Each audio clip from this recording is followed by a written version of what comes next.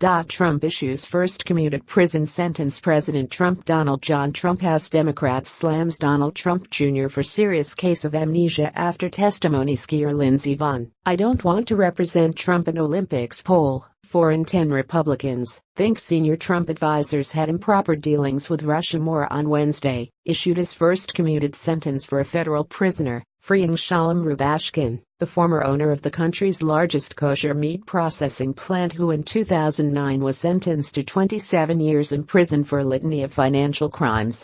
The commutation had bipartisan support from lawmakers and had become a cause among many leading voices in the legal community, petitioning the Obama and Trump administrations to draw attention to a sentence they said was wildly disproportionate to the crime that had been committed. Rubashkin, a father of 10, will have served 8 years of his sentence.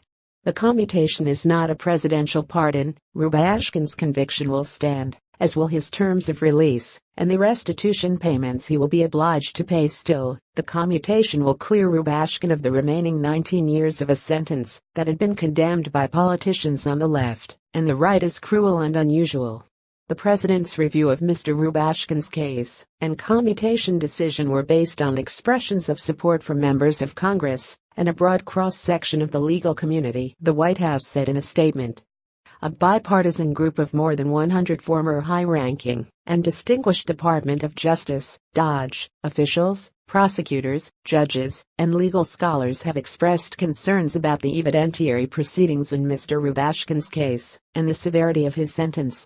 Additionally, more than 30 current members of Congress have written letters expressing support for review of Mr. Rubashkin's case.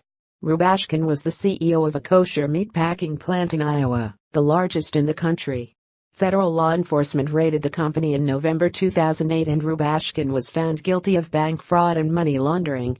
Hundreds of Rubashkin's employees were arrested for working in the country illegally.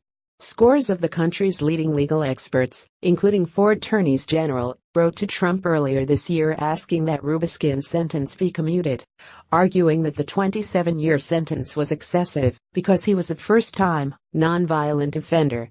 Essentially, Mr. Rubashkin was convicted of fraud offenses stemming from inflating collateral to obtain a higher line of credit for agri-processors, his father's kosher meat business, and for paying some cattle owners 11 days late, the lawyers wrote.